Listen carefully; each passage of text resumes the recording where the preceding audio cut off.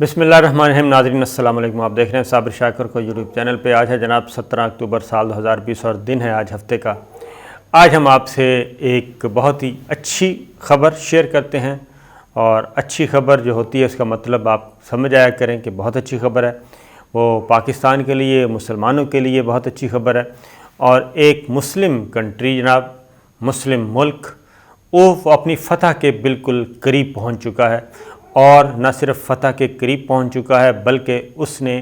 کئی علاقے اپنے واگزار کروا لیے ہیں، اور 35 سے زائد علاقوں پہ قبضہ اپنا واپس لے لیا ہے، اور اپنی فوج وہاں پہ اتار دی ہے، اور اپنا جھنڈا لہرا دیا ہے، اور وہ ملک ہے جناب آذربائیجان کا۔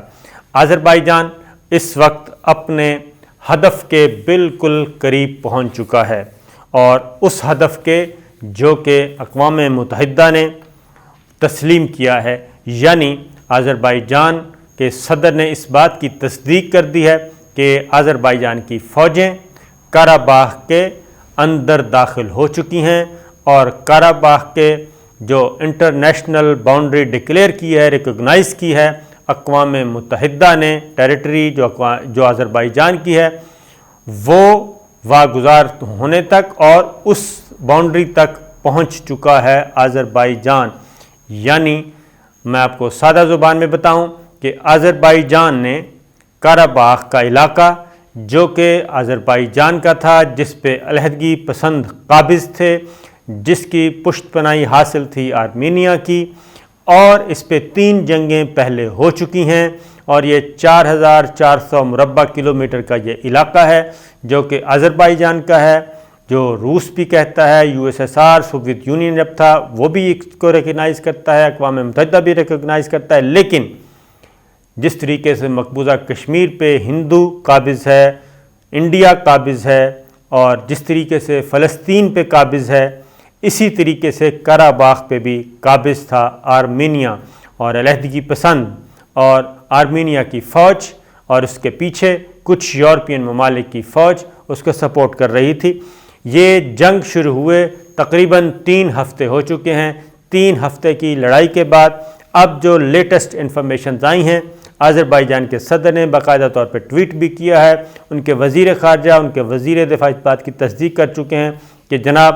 ہم اپنے جنگ کو منطقی انجام تک لے جانے میں کامیاب ہو رہے ہیں۔ اس دوران ایک ان کا پیغام جناب آذربائیجان کے صدر کا آرمینیا کے لیے اور قرہ کے لیے، انہوں نے کہا جو علاقے ہم اپنے قبضے میں لے چکے اور آپ کا قبضہ ختم کروا چکے، دشمن کا قبضہ ختم کروا چکے،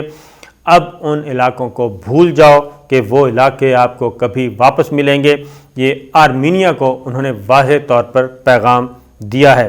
اور یہ آذربائیجان کے صدر ہیں جناب الہام علیوف۔ انہوں نے آرمینیا اور ان کے عوام کو اور ان کی فوج کو خبردار کیا ہے جناب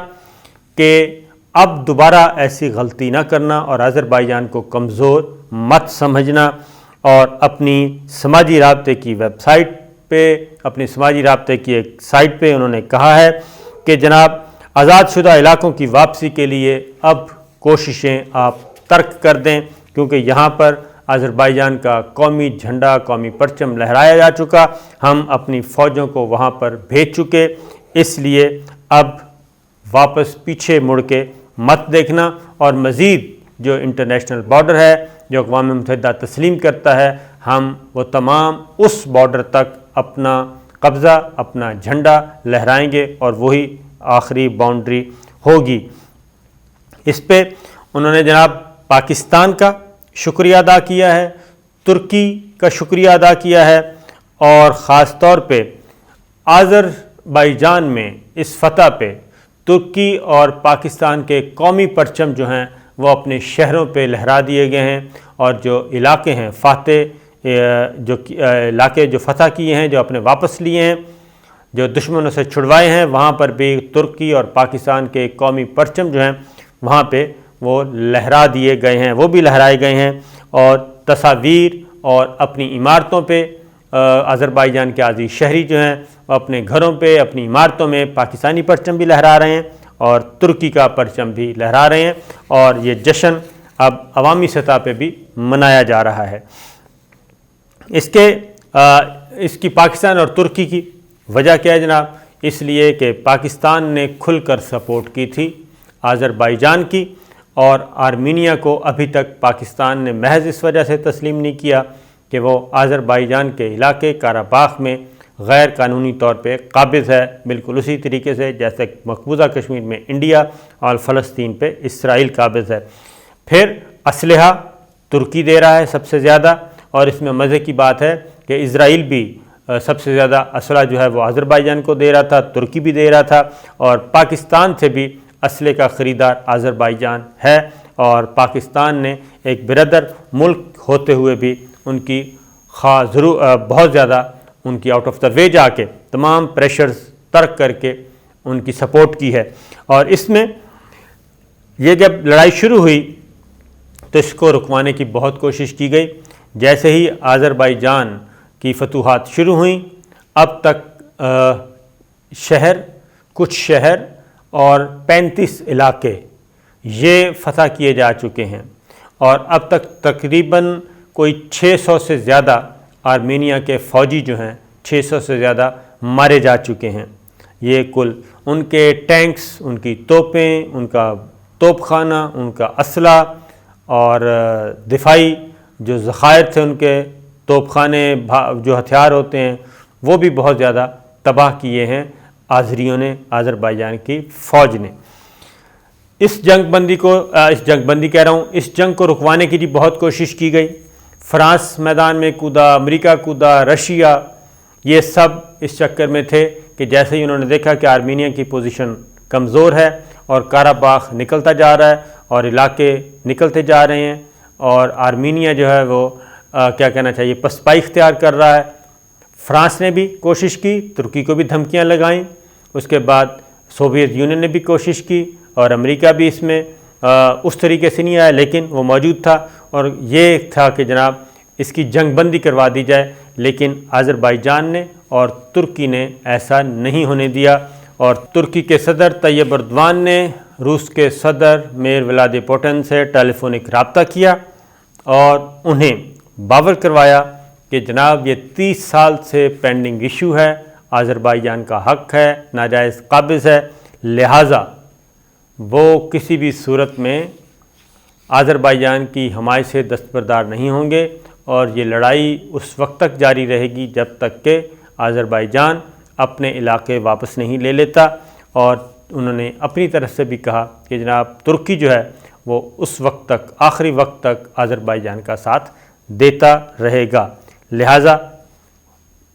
ترکی کے صدر جو ہیں وہ اپنی بات پر قائم رہے، اور فرانس چاہتا تھا کہ ترکی کو اس جنگ بندی اور مصالحتی جو کوششیں اس میں شامل ہی نہ کیا جائے، اور ترکی نے اس میں شامل ہوئے بغیر اپنا کام کیا۔ تو اب دعا کرنی چاہیے جناب کہ یہ اللہ تعالیٰ اس کو میچور کرے، اور یہ جو علاقے ہیں اور یہ جنگ بندی جب جنگ بندی ہو، پھر اس دوران ایک جنگ بندی ہو بھی گئی تھی، سیز فائر ہو گیا تھا، لیکن وہ سیز فائر کہتے ہیں کہ جی 5 منٹ سے بھی زیادہ نہیں چل سکا، اور اس کے فوراً بعد خلاف ورزیاں شروع ہو گئیں۔ ظاہر ہے اس جنگ بندی کی آڑ میں آرمینیا نے کیا کیا، آرمینیا نے آدمی جو علیحدگی پسندوں کو اسلحہ اور ان کو سپلائی شروع کی، جو آذربائیجان کو ظاہر ہے پہلے سے علم تھا، وہ نہیں ہونے دیا گیا۔ یہ ہوا جناب۔ اور جو علاقے ہیں وہ ہیں جناب جہاں پہ ابھی بھی صورتحال کشیدہ ہے اور حملے ناکام ہوئے آرمینیا نے شہری علاقوں پہ بھی حملے کرنے کی کوشش کی، نشانہ بنایا، سویلین آبادی کو نشانہ بنایا، لیکن آذری عوام نے تمام جو حملے ہیں وہ پسپا کیے، اور ضرور جانی نقصان ہوا عام شہریوں کا، لیکن پسپائی اختیار نہیں کی۔ اسی طریقے سے اس جنگ کے اثرات ایران بارڈر پہ بھی دیکھے گئے، اور وہاں پہ بھی کچھ گاؤں جو ہیں اس کی لپیٹ میں آئے، اور وہاں ایران کو بھی اپنے کچھ علاقے خالی کروانا پڑے۔ اس میں جو فوجی نقصان ہوا آرمینیا کا، اس میں ان کے T-72 ٹینکس اور M2M طیارہ شکن توپیں، اور اس کے علاوہ جناب گریڈ سٹیشنز اور میزائل کا سسٹم، اور DT-20 1 اور D-30 اور D-1 اور اسی طریقے سے ڈرون اور گاڑیاں اور مزید جو ہے فوجی ساز و سامان اور فوجی ٹھکانے جو ہیں وہ یہ نشانہ بنے، جبکہ آذربائیجان کو اس طرح کا کوئی نقصان نہیں اٹھانا پڑا۔ شاید پہلے سے علم تھا، تیاری کی ہوئی تھی۔ آرمینیا کی طرف سے میزائل حملے کیے گئے اور آذربائیجان نے بہت سارے میزائل جو ہیں وہ ہوا میں ہی ان کو تباہ کیا اور وہ شہری آبادی تک بھی نہ پہنچ سکے۔ اور اسی طریقے سے آرمینیا کا ایک اور ہدف تھا کہ تیل کی پائپ لائن کو نشانہ بنایا جائے، لیکن آذربائیجان جو ہے اس کی فوج اس پہ بھی حملہ کرنے میں ناکام رہی آرمینیا، اور آذربائیجان نے اس کو بھی بچا لیا کیونکہ یہ پائپ لائن ترکی کی طرف جا رہی تھی اور اس کا مقصد تھا کہ اس کو ذرا نقصان پہنچایا جائے۔ ابھی بھی یہ کوششیں کی جا رہی ہیں کہ جناب جنگ بندی ہو جائے، اور اس جنگ بندی میں 11 ممبر شامل ہیں جناب، جس کی سربراہی میں آپ کو بتا چکا ہوں۔ روس ہے، فرانس ہے، امریکہ ہے اور ترکی اس گروپ کا حصہ ہے، لیکن فرانس چاہتا ہے کہ اس میں ترکی کو شامل نہ کیا جائے، جبکہ آذربائیجان نے یہ کہہ کر صاف انکار کر دیا ہے کہ ایسی کسی مصالحتی کوششوں میں، ایسے کسی کمیٹی میں، ایسے کسی فورم پہ آذربائیجان نہیں جائے گا جس میں ترکی نہ ہو، کیونکہ ترکی اس لڑائی کا اہم ترین فریق ہے۔ یہ ہے جناب صورتحال اب تک کی، تو میں نے کہا آپ سے شیئر کر لوں کیونکہ کافی دن ہو گئے تھے اور ادھر اتنی اہم ترین ڈیولپمنٹس بھی ہو رہی تھیں، تو ہم آپ کو خبریں دیتے رہیں گے۔ اجازت دیجیے، اللہ حافظ۔